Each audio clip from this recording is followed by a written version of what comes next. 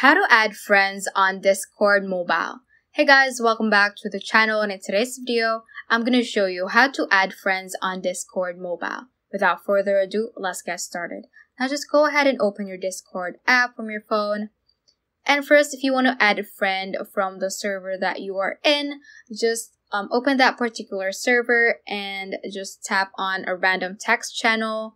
And click on this person icon at the top right corner over here, and you should see the members list. And if you want to add one member as a friend, just click on their particular name, and you should see the add friend option right over here beside the video option. Just click on that, and that should send a friend request to that particular user on Discord.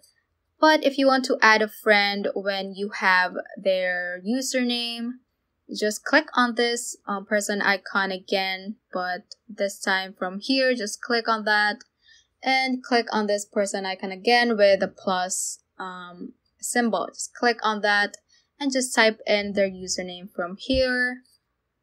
For example, make sure you ask for their full username with the numbers, and just type in their username and just click on send friend request over here once you have typed that in this space over here. If that gives an error, make sure that your Discord is up to date. Just visit your App Store or your Play Store and check if your Discord is up to date.